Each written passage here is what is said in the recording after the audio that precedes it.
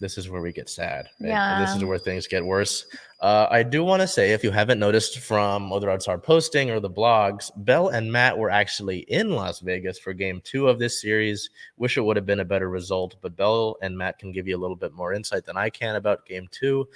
All of us were at game 3 versus the Aces, unfortunately. So let us dive in to our WNBA playoff semifinals, Storm versus Aces. Unfortunately, they were both losses on the 31st at Las Vegas. It was a 5-point loss, 78-73. Our player of the game there is, of course, Breanna Stewart. She had 32 points, 7 rebounds, and 3 assists. On September 4th, they would come back and play in Climate Pledge, and that was another loss in overtime, 110-98. That one not so close.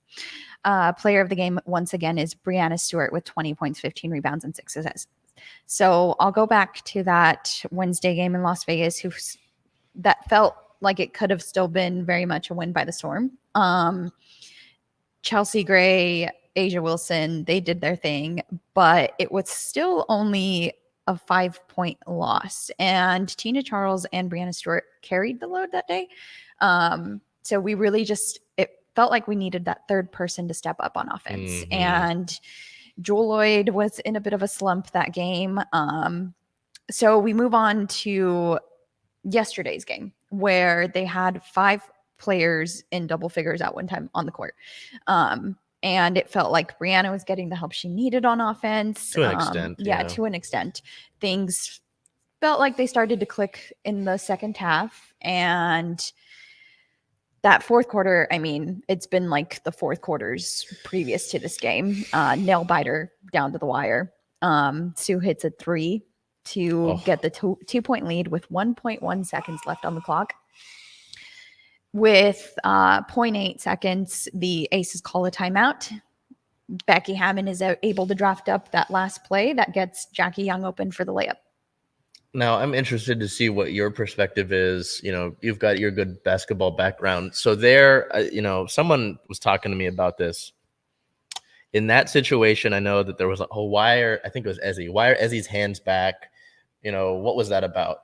It was brought up to me maybe Seattle was more focused on defending against the 3 there because Vegas, I mean, they've been hitting contested shots. They're really good from the 3.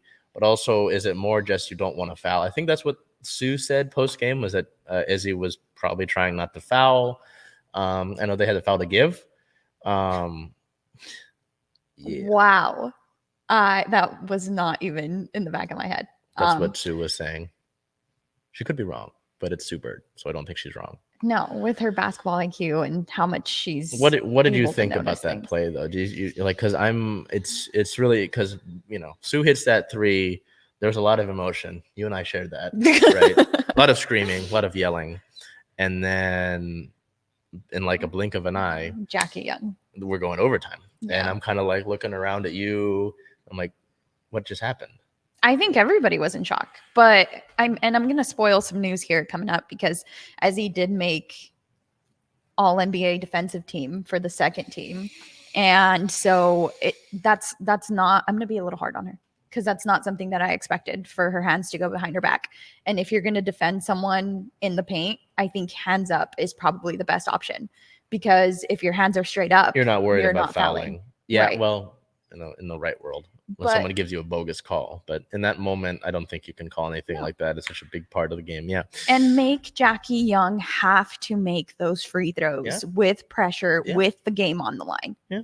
Even if you were to get the foul that gives her the 2 shots. So I'm going to be hard on Ezzy.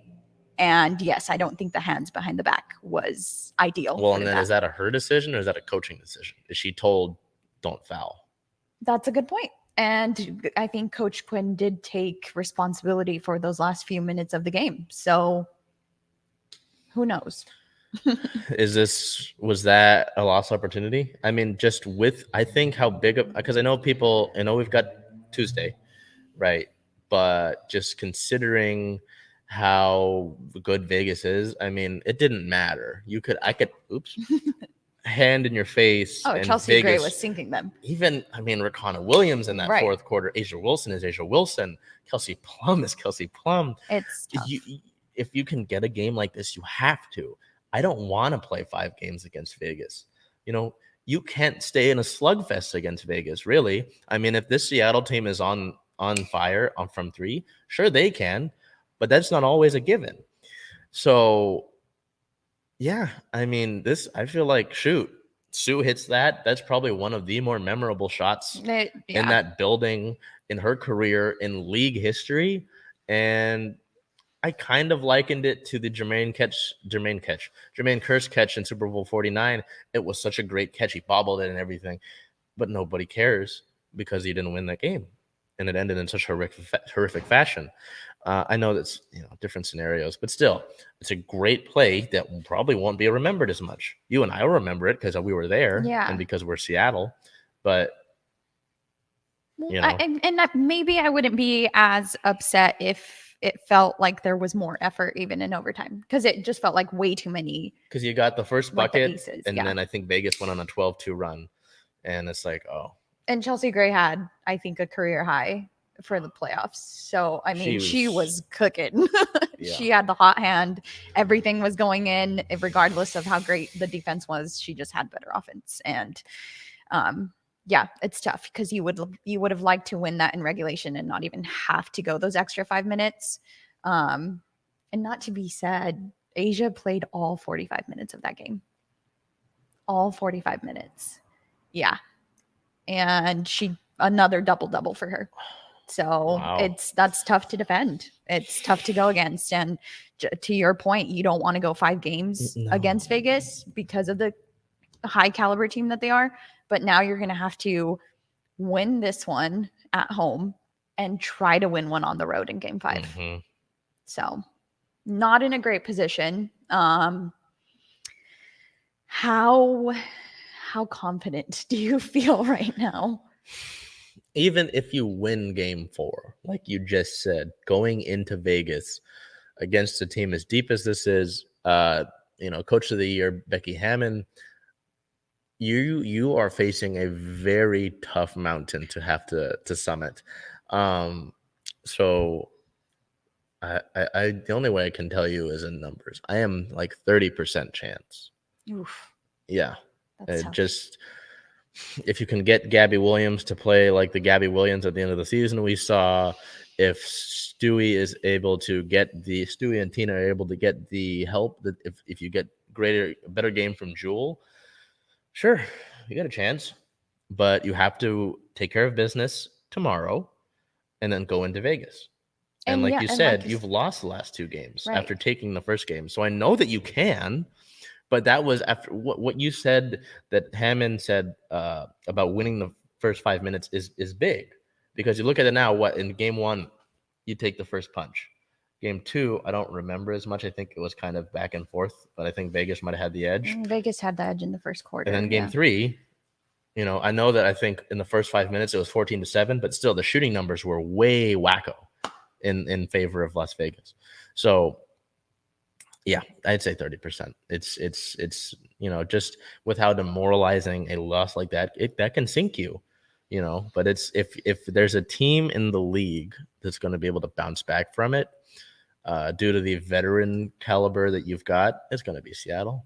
I mean, Sue Bird, Epiphany Prince, Jontel Lavender's on this team, Rion January. There's a lot of playoff experience on this team. Even Stewie and Jewel, but I liken those other players because they've been around longer.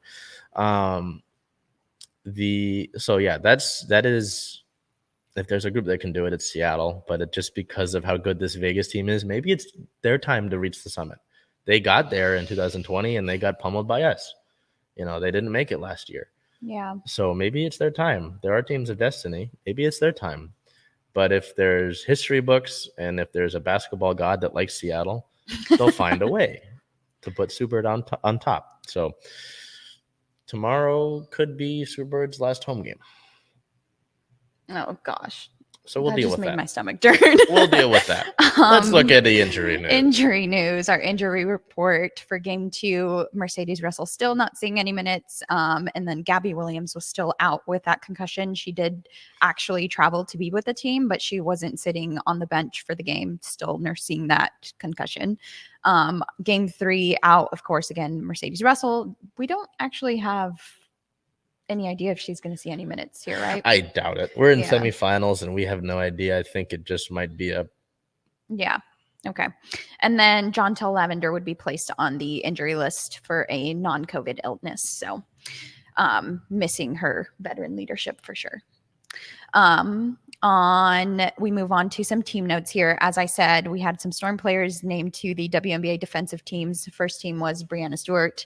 Second team were Ezzy Magbagor and Gabby Williams. So hoping to see Gabby get in the group of things better. I know we talked about her maybe not being 100%. Yeah, and then like being thrown in as a starter as well to this one. So I know that when I said, hey, Gabby's starting, you're like, she's starting? It was kind of like a surprise moment. So, yeah, I guess we'll see. Ease her into things. Come on. Moving on here, we mentioned Game 4, September 6th. That would be tomorrow. That's here at Climate Pledge. It's a 7 p.m. tip-off. And then, if necessary, fingers crossed, September 8th would be Game 5 at Las Vegas. So not much of a break there. We move from playing Tuesday, they get 1 day and have to travel, and then are right back in it in Game 5 if we make it. Well, even from Sunday to Tuesday. Sunday, Tuesday, yeah. 1 day between. Got to feel all the feelings today. And just get into it. Yeah,